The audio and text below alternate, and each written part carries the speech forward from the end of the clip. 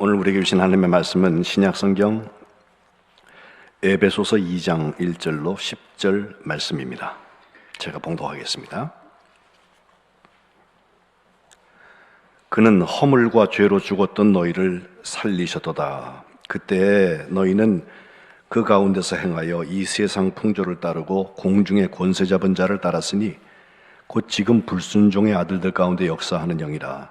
전에는 우리도 다 그 가운데에서 우리 육체의 욕심을 따라 지내며 육체와 마음에 원하는 것을 하여 다른 이들과 같이 본질상 진노의 자녀이었더니 긍휼이 풍성하신 하나님이 우리를 사랑하신 그 큰 사랑을 인하여 허물로 죽은 우리를 그리스도와 함께 살리셨고 너희는 은혜로 구원을 받은 것이라.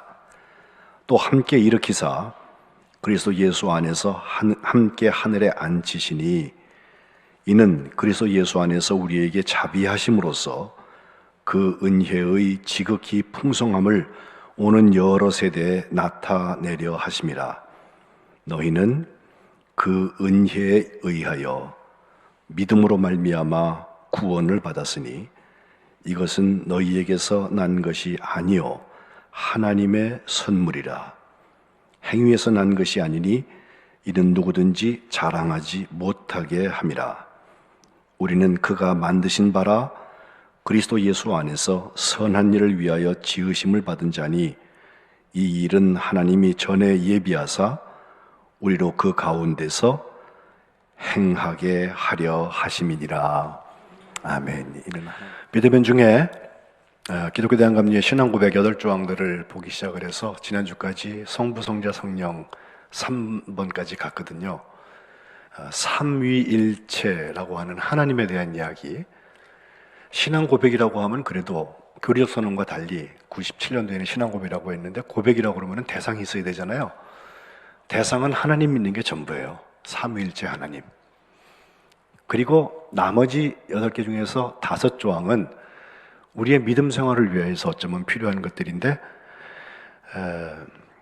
하나님을 믿는 사람들의 살아가는 현장에 필요한 고백들, 은혜로 주의 사함을 받은 생활 오늘 보겠습니다.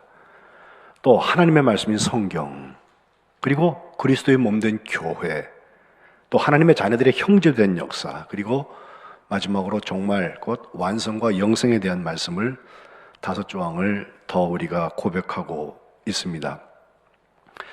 1930년판 교리적 선언에 보면 4번째 항목이 이렇게 되어 있죠.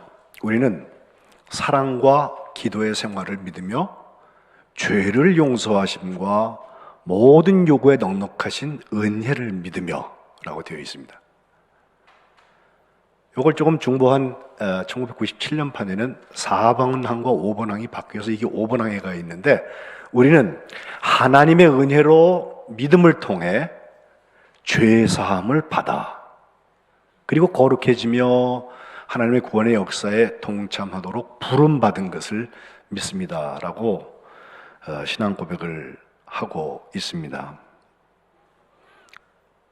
이 모든 이야기에서 먼저 오늘 여러분하고 나누고 싶은 것은 제가 사랑과 은혜를 믿습니다 라고 설교 제목을 했는데 은혜 앞에 사랑이 먼저 있었다는 거예요. 예. 여러분 우리가 예배 마친 다음에도 인사하실 때 어떤 분들은 목사님 은혜 받았어요. 그러면 우리 하나님께 영광 돌립시다. 저는 그렇게 대답을 하는데 은혜 받았다는 게 뭘까요? 또 하나님의 은혜로 우리의 삶에 여러분 기대하고 계신 게 뭡니까 지금? 뭐 어떤 분에게는 건강일 수도 있고 어떤 분에게는 물질적인 문제일 수도 있고 또 어떤 분에게는 자녀나 또 그 외에 하나님의 은혜가 꼭 필요한 그 자리를 여러분 기도하고 계실 텐데 사람마다 다르지 않겠어요? 나이에 따라서 다르고 삶에 처한 환경에 따라서 다 다를 텐데 정말 은혜가 아니면 안 되는 사건이 딱 하나예요. 그것은 우리 힘으로는 결코 할 수 없는 우리의 죄가 용서받는 거, 곧 구원의 이야기입니다. 오늘 본문 8절이 이 구원의 과정을 너무 잘 설명하고 있어서 감리교를 시작하신 존 웨슬리 목사님도 이것 가지고 설교를 여러 번 하셨는데 이렇게 되어 있죠. 너희는 그 은혜에 의하여 믿음으로 말미암아 구원을 받았으니 이것이 너희에게서 난 것이 아니요 하나님의 선물이다. 포인트가 세 개입니다. 첫 번째는 은혜에 의하여, 두 번째는 믿음으로 말미암아, 세 번째는 하나님의 선물이라는 것입니다. 먼저 은혜에 의하여 카리티라고 썼는데 이것은 카리스라는 은혜, 그 은혜에 의하여서라고 우리 말로는 번역이 되어 있지만 은혜 때문에라고도 볼 수 있고요. 근데 이 은혜라고 하는 개념 자체가 히브리어에서는 켄이라고 하는데 그냥 기뻐하는 거예요. 굉장히 좋아하는 거예요. 예? 대부분의 경우 어디서 그걸 잘 경험하냐면 부모가 자녀에게 뭘 줄 때 아주 아까워서 안 주려고 하다가 겨우 주는 그런 부모 없잖아요. 좋아서 주잖아요. 기껍게. 바로 그와 같은 상태를 은혜, 켄이라는 말로 쓰고 있고, 이것은 뒤집어서 말을 하면 주는 사람 마음이지 받는 사람 마음이 아닙니다. 받는 사람들이 애쓰고 힘쓰고 졸라서 획득해내는 게 아니라 주시는 분이 거저 주는 거예요. 그러므로 은혜는 우리가 은혜 받을 만큼 자격 조건이 다 갖추어졌기 때문이 아니라, 또 은혜 받을 만큼 예쁜 일을 많이 했기 때문이 아니라 하나님께서 먼저 작정하시고 우리를 더 먼저 더 크게 사랑하셨기 때문에 움직여서 주시는 거예요. 두 번째, 믿음으로 말미암아, 디아피스티우스. 이것은 우리가 구원받는다고 할 때 그것은 우리가 착하게 살고 모범시민을 살고 많은 사람에게 덕을 끼치고 우리가 굉장히 좋은 사람으로 평판이 나 있기 때문에 그에 대해서는 보상으로 하나님께서 주시는 것이 아니라 예수님을 믿는 믿음 때문에 구원을 주신다고 그랬잖아요. 돌아온 주일이 이제 종교개혁 주일이 올 텐데 로마서 1장 16절 17절, 마틴 루터가 붙들고 있었던 17절이죠. 내가 복음을 부러워하지 않는다. 이 복음은 모든 믿는 자에게 구원을 주시는 하나님의 능력이 된다. 먼저는 유대인에게, 그 다음에게는 헬라인에게도 주신다. 복음에는 하나님의 의, 하나님께서 옳다고 하시는 것이 나타나서 믿음으로 믿음에 이르게 하나니 기록된다. 하박국 선지의 말씀. 오직 의인은 믿음으로 말미암아 살리라 함과 같으니라 그랬습니다. 그래서 솔라 피데, 오직 믿음으로라는 말을 종교개혁자들은 붙잡은 거예요. 조근적인 선행을 통하여서 많은 사람들에게 알려지고 많은 사람들에게 덕을 끼쳤던 그 보상, 그 업을 쌓은 것 때문에, 선덕 때문이 아니라 우리가 구원받는 그 요체는 하나님의 은혜 다음에 우리가 믿기 때문에 믿는 사람에게 주신 하나님의 선물인 것입니다. 하나님의 선물이라는 표현을 9절에 한 번 더 얘기하기를 우리의 행위에서 난 것이 아니다. 누구든지 그것 때문에 자랑할 수 없다 하면서 이것은 우리가 획득한 게 아니라 하나님께서 주신 거다라고 구원을 설명하고 있습니다. 오늘 본문 1절로 돌아가면 허물과 죄로 죽었던 너희를 살리신 예수님의 이야기를 하면서 우리의 구원이라고 하는 것은 다른 세상의 것이 할 수 없는 것, 그것은 뭐냐면 허물과 죄 때문에 죽을 수밖에 없었던 진노의 자녀, 본질상 진노의 자녀, 세상의 영을 쫓아다니고 우리의 마음과 영혼이 육신을 따라 살아왔던 그 모든 것들, 거기서부터 하나님의 사랑이 먼저 이니셔티브를 취하고 우리에게 은혜의 사건으로 나타나는 것이라고 본문은 말하는데 4절에 사랑 이야기가 나와요. 우리는 여전히 본질상 진노의 자녀였는데 긍휼이 풍성하신 하나님께서 우리를 사랑하신 그 큰 사랑을 인하여 우리를 그리스도와 함께 살리셨다는 거예요. 그리고 5절 후반절에는 가로해 놓고 너희는 은혜로 구원을 받은 것이라 이렇게 설명하고 있습니다. 그래서 사랑과 은혜는 어찌 보면 수레의 두 바퀴와 같은 것입니다. 이 사랑과 은혜의 연결선상에서 우리에게 주어지는 가장 큰 특혜가 있다면 그것은 정죄에서부터 자유한다는 것입니다. 교회에서 은혜 생활한다고 할 때 좀 은혜롭게 갑시다 그러면은 너무 따지지 맙시다 라는 말과 비슷하게 쓸 때가 있잖아요. 근데 사실은 그런 거 아니에요. 은혜의 주권이 하나님께 있다는 것을 우리가 인정한다면, 그래서 은혜로 말미암아 은혜에 의하여 우리가 죄 사함을 받은 사람이라면 이제는 변화되어서 영생에 이르기 위하여서 애써 나가야 할 텐데, 적당히 하고 있으면 반쪽 회개밖에 안 돼요. 그리고 은혜도 온전히 받을 수 없을 것입니다. 가끔 농담 반 진담 반으로 로마서 5장 20절에 있는 말씀을 택해서 말씀하실 때 이런 말씀들 하세요. 죄가 더한 곳에 은혜가 더욱 넘쳤다, 이런 표현이 있지 않습니까? 그러면서 자기의 죄를 조금 물타기 하려고 그러는 경우들이 있어요. 근데 이 말씀은 정말 끝까지 잘 읽어야 합니다. 21절에 이어지는 말씀 보면 죄가 사망 안에서 왕노릇한 것처럼 은혜도 또한 의로 말미암아 왕노릇을 한다. 우리 주 예수 그리스도로 말미암아 영생에 이르는 길은 죄가 아니라 은혜에 있어요. 그리고 6장 1절에 보면 은혜를 더하게 하려고 죄에 거하겠냐? 죄가 많은 것을 주님 앞에 용서함을 받으면 은혜 체험이 많아지는 건 사실이에요. 그러니까 죄를 져도 괜찮다는 뜻이 아니에요. 그럴 수 없느니라 죄에 대하여 죽은 우리가 어찌 그 가운데 더 살겠느냐. 11절에도 이와 같이 너희도 너희 자신을 죄에 대하여서는 죽은 자요 그리스도 안에서 하나님께 대하여 살아있는 자로 여겨라, 이렇게 사도 바울은 권면하고 있습니다. 갈라디아서 5장 19절과 20절에 내가 율법으로 말미암아 율법에 대하여 죽었다, 이는 하나님에 대하여서 살려고 하는 거다 하면서 내가 그리스도와 함께 십자가에 못 박혔나니 그런즉 이제는 내가 사는 것이 아니고 오직 내 안에 계신 그리스도께서 사시는 것이라. 이제 내가 육체 가운데 살고 있는 것은 나를 사랑하셔서 나를 위하여서 자기 자신을 버리신 그분 하나님의 아들을 믿는 믿음 안에서 사는 거라고 사도 바울은 자기의 삶의 현 주소를 얘기하고 있습니다. 예수님의 공생애 중에서 가장 극적인 용서, 죄 사함의 사건이 있었다면 요한복음 8장에 나오는 가늠하다 현장에서 잡혀서 끌려왔던 한 여인의 이야기였을 거예요. 그분은 정말 죽을 고비를 예수님 앞에서 묘면하는 거잖아요. 그때 예수님은 뭐 하셨나 보니까 8장 2절에 예수님께서 성전에서 백성들을 가르치고 계셨어요. 근데 그때 서기관과 바리새인들이 한 여인을 질질 끌고 들어오는데 이 여인이 음행 중에 잡혔다. 현장범이죠. 그래서 예수님 앞에 가운데 세워놓고 예수님한테 묻는 것입니다.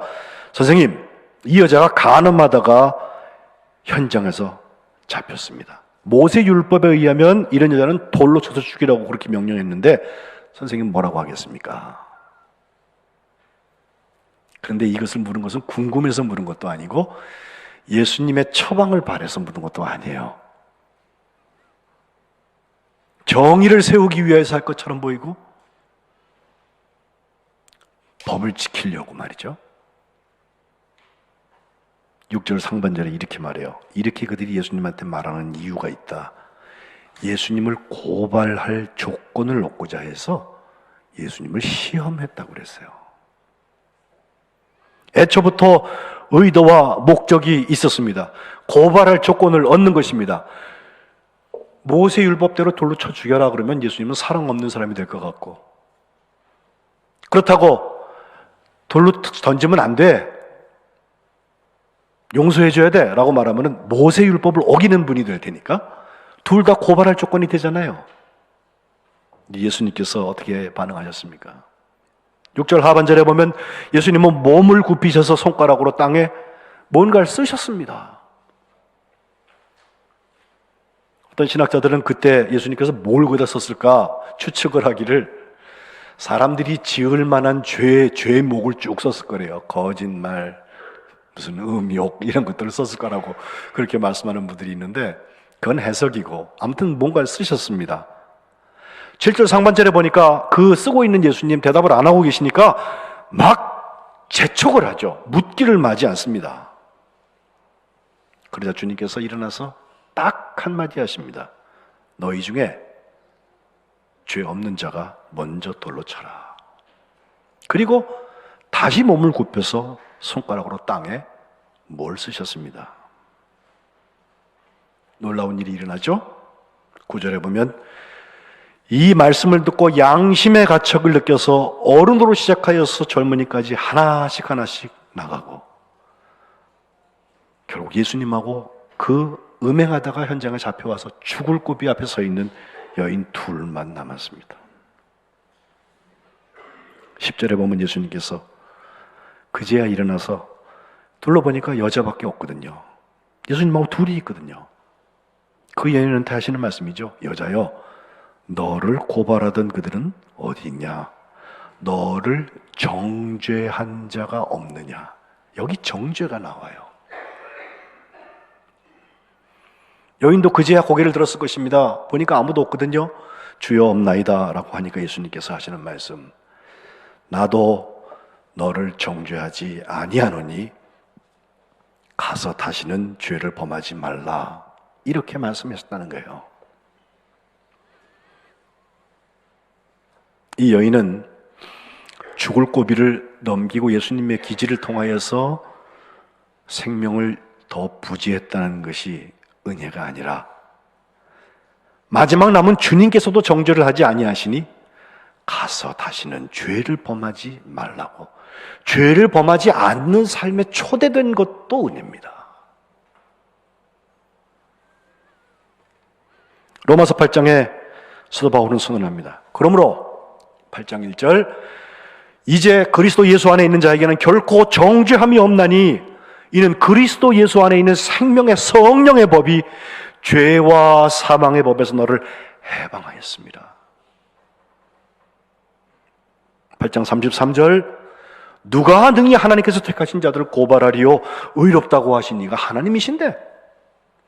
34절, 누가 정죄하리요? 죽으실 뿐 아니라 다시 살아나신 그분 그리스도 예수시니 그는 하나님 우편에 계신 자요, 우리를 위하여서 간구하시는 자라고 그랬어요. 누가 우리를 그리스도의 사랑에서 끊겠느냐? 환난이냐, 곤고냐, 박해냐, 기근이냐, 적신이냐, 위험이냐, 칼이냐? 나는 확신한다. 사망이나 생명이나 천사들이나 권세자들이나 현재일이나 장래일이나 능력이나 높음이나 깊음이나 다른 어떤 피조물이라도 우리를 우리 주 그리스도 예수 안에 있는 하나님의 사랑에서 끊을 수 없으리라 말이죠. 이것이 사랑과 은혜가 정죄에 처해 있던 우리들을 해방시키는 상태입니다. 안타깝게도 코로나 우울증처럼 우리에게 매일 들려지는 소식들은 비판과 정죄예요. 누가 뭘 잘못했고, 심지어는 비난성도 참 많고, 어떤 때는 가짜뉴스까지 더해져가지고 근거 없는 말이 우리의 마음을 아프게 할 때가 있어요. 그런 정죄를 하면서도 미안해하지도 않아요. 어쩌면 주님께서 마태복음 7장 산상수훈에 제 눈에 들보는 보지 못하고 남의 눈에 틸끌을, 그걸 제거하겠다고 하는 사람에게 네 눈에서 들보를 먼저 빼라. 그래야 좀 밝게 보이고 다른 형제의 눈 속에서 티를 빼지 않겠냐라고 말한 것과 일맥상통합니다. 비판 정죄가 쉽다 보니까 그 결과로 서로 사랑해야 했던 그 자리에 서로 원망하는 일들이 일어나고 있어요. 서로에게 손해입니다. 야고보서 5장 9절에 형제들아 서로 원망하지 말라. 그리하여야 심판을 면한다고 그랬어요. 보라, 심판주가 문 밖에 서 계시다. 원문 그대로를 풀어보니까 여기 심판을 면하리라의 심판이 사실은 정죄예요. 정죄받지 않으려거든 서로 원망하지 말라. 이렇게 해석해도 무리가 없어요. 보라, 심판하실 분은 아주 문 밖에 가까이 서 계시다. 여러분, 사람들에게 미움받는 것까지는 그래도 안 하면 좋지만 괜찮습니다. 그러나 하나님의 사주의 은총에서 열어되는 것은 안 됩니다. 하나님의 은혜를 통해서 사탄이 참소하는 바로 그 정죄에서부터 자유하는 거룩한 백성 되시기를 주님의 이름으로 축복합니다. 한 가지만 더 보려고 하는데 그것은 6절부터 나오는, 이렇게 구해가지고 어디로 들어가시나 보니까 함께 일으켜서 그리스도 예수 안에서 함께 하늘에 앉히신다고 그랬어요. 왜 하늘에다가 이렇게 앉혀놓으시나 보니까 7절에 그 은혜의 지극히 풍성함, 은혜가 쬐끔 있는 게 아니에요. 지극히 풍성함을 우리 때뿐만 아니라 오는 여러 세대에게 나타내려 하심이라 그랬습니다. 그리고 마지막 10절에 우리는 그가 만드신 바입니다. 그래서 예수 안에서 선한 일을 위하여서 짐을 받은 자니 그 선한 일은 하나님께서 전에 예비하셔서 우리로 그 가운데서 행하게 하려 하심이니라 라고 말씀하고 있어요. 우리 찬송에도 은혜가 풍성한 하나님은, 그죠? 성령 때 부르는 찬송이 또 있고, 이왕이면 은혜 좀 많이 받았으면, 풍요롭게 받았으면 하는 생각들이 있는데, 은혜를 많이 받으면요, 지금 이 본문의 7절에 나오는 것처럼 많은 사람들에게, 여러 세대에게 나타내게 되어 있어요. 은혜는 내가 소유하고 끝나는 게 아니에요. 또 실제로 이렇게 거듭난 사람들, 전에는 진노의 자녀였을지 모르지만 주님을 통하여서, 주님의 십자가 보혈을 통하여서 그 은혜와 믿음과 하나님의 선물을 통하여서 구원받은 사람들이라면 이제는 선한 일을 위하여서 지음받은 삶, 거기에 은혜가 필요합니다. 본문 이후로 쭉 내려가 보면 전에는 이제는에 대한 얘기가 나와요. 여러분 한번 가서 꼭 읽어보세요. 집에 가셔서. 전에는 어땠는데 이제는 어떻게 됐다. 이제는 중에서 19절 이후에 보면 우리를 더 이상 외인이란 나그네 같은 거 아니다. 이제부터 우리는 오직 성도들과 동일한 시민이고 하나님의 권속이다. 20절, 너희는 사도들과 선지자들의 터 위에 세우심을 입은 자라. 그리스도 예수께서 친히 모퉁이 돌이 되셨고 그의 안에서 건물마다 서로 연결하여서 주 안에서 성전이 되어가고, 너희도 성령 안에서 하나님이 거하실 처소가 되기 위하여서 토포스, 그래서 예수 안에서 함께 지어져 간다 했습니다. 바로 지난주에 우리가 성령을 믿사오며 라고 고백했던 게 여기 연결이 돼요. 성령이 거하시는 처소, 그게 성전이고 그게 그리스도인입니다. 거기에 은혜가 필요한 거예요. 일본 목사님 한 분 얘기하고 오늘 말씀 마치죠. 가가와 도요이코라는 목사님입니다. 1888년에 태어나서 1960년까지 72년을 사셨는데, 이분은 농업협동조합, 일본 협동조합의 아버지라는 별명을 갖고 있고 장로교 목사님이시고 기독교 사회주의자, 또 정치도 좀 나중에 하게 되고요, 노동운동, 농민운동의 선구자고요, 일본 사람 중에서 드물게 노벨상 후보로 5번이나 올라갔던 사람이에요. 물론 타지는 못했어요. 그래서 20세기 전반기에 일본의 대표적인 지도자, 많은 사람에게 감흥을 준 어떤 삶을 살았던 그런 사람으로, 위인으로 사람들이 기억을 하고 있는데, 그 하천풍원이라고 우리가 한자로 읽는 가가와 도요에 있고, 지금부터 딱 100년 전에 그가 사선을 넘어서라는 책을 썼는데, 그의 삶을 보면요, 태어날 때 사실 아버지는 괜찮은 분이에요. 근데 어머니가 아버지의 부인이 아니라 다른 여자에게서 자기가 태어났어요. 그래서 뭐 첩외소생이라고 우리가 말해야 될까요? 이게 말이 점잖지 못한 말인데, 어쨌든 게다가 그가 4살 났을 때 아버지가 돌아가세요. 그러니까 본부인도 아닌 어머니와 아들만 남은 거예요, 지금. 또 1년이 지나서 5살이 되었을 때 어머니까지 돌아가세요. 5살에 고아가 되어서 그는 아버지의 고향인 도쿠시마에 가서 할머니의 손에 길흉을 받게 되는데, 첩의 자식이 아버지가 없는 본부인의 집에 들어가서 그 본부인의 자녀인 의붓 형제들과 함께 그 사이에 얹혀서 살게 되니 밥 한 번을 제대로 먹겠어요? 발을 펴고 잠을 잤겠어요?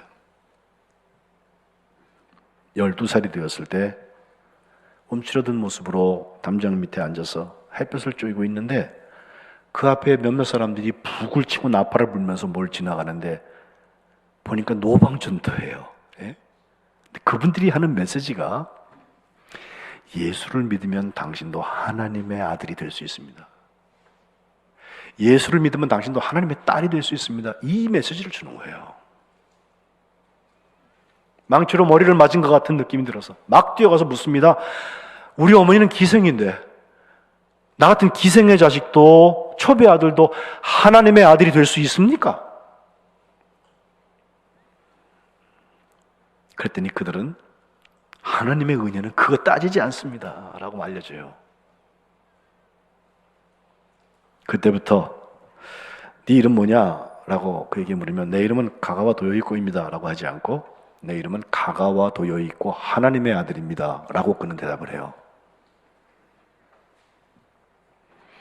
그는 선교사들의 만들어 놓은 학교에 들어가서 해리 마이어스나 찰스 로간 같은 선교사들에게 교육을 받아서 아주 성실한 그리스도인 은혜 생활을 시작을 했습니다.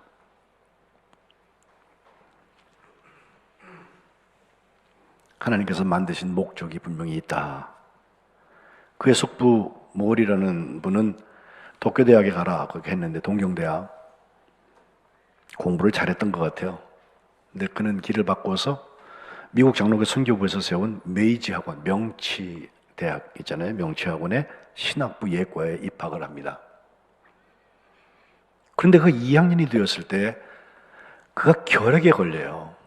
지금은 뭐 결핵을 치료할 수 있는 병이지만 그 당시에는 그러니까 20세기 초반에 말이죠. 1910년 뭐 이쯤에서 이 결핵 걸리면요 많은 사람들이 죽었고 또 완전히 격리를 시켜서 그 치료를 해야 됐기 때문에 결핵촌에 집어넣고 그러잖아요. 그는 더 이상 학교를 다닐 수가 없게 되어서 휴학을 하고 저 깊은 산골에 들어갔는데 그때 간 곳이 가네자와 교회에 거기서 나가오 목사님이라는 분을 만나요. 이 나가오 목사님 참 똑똑한 분이에요. 교회를 맡아서 5년을 섬기는 동안에 자기 가족밖에 없는 한 사람 놓고 매주 설교하는, 우리는 비대면으로 할 때나 제가 스태프들하고 같이 여기서 하면서 저 영상을 보고서 하는데 카메라 보면서 하는데 그 사람은 교인들 다 봐도 그거보다 수가 적은 그런 목회를 무려 5년을 계속 하는데 거기에 가서 함께 믿음 생활을 시작을 해요. 핏덩어리를 토하게 되면 걸레를 가져와서 닦아주고 밥도 같이 먹어주고 가가와 도요이코는 그 목사님으로부터 자기의 평생을 결정하는 방향을 얻었습니다. 하나님의 은혜죠. 감사하게도 그의 건강이 좋아져서 미국 남장로교에서 세운 복음주의 신학교 고베 중앙신학교에 재입학해서 그가 26살 되었을 때는 미국의 프린스턴 대학교에 가서 유학도 2년 동안 하고 다시 일본으로 돌아옵니다. 그의 목적은 가난한 사람들, 그들에게 복음을 전하는 일이었어요. 너무 열심히 하다가 과로로 병이 재발해서 병원에서 3년 시한부 선언을 받는데 그래도 그는 뜻을 굽히지 않았습니다. 결국 72세로 하나님 나라 갈 때까지 헌신적으로 빈민 선교, 전도, 사회 참여를 했습니다. 너무 많은 에피소드들이 우리에게 전해지는데 제가 다 집 뒤로 하고 그가 남긴 말, 하나님 나라에 가기 3시간 전에 그는 무의식 중에 있다가 눈을 번쩍 떠서 아내에게 웃음을 보이면서 세계 평화를 위하여서 그리고 일본의 교회를 위하여서 당신의 최선을 다해 주세요 라고 마지막 유언을 남겼습니다. 또한 그는 이런 인용문을 남겼습니다. 내 손에 계신 하나님, 내 손에 거주하시는 하나님은 내 손을 사용하여서 세상을 위해서 하실 일들의 비밀스러운 계획, 그걸 알고 계시다고 그랬어요. 너희는 그의 만드신 바라 선한 일을 위하여서 여기에 은혜가 필요합니다. 은혜 받았다 그러면 죄사함과 주님의 쓰임받는 일, 이 두 가지 보면 알아요. 은혜는 받았는데 심지어 은사도 있고 능력도 있고 역사도 나타나는데 그것이 하나님께 영광을 돌리는지 아닌지 금방 알잖아요.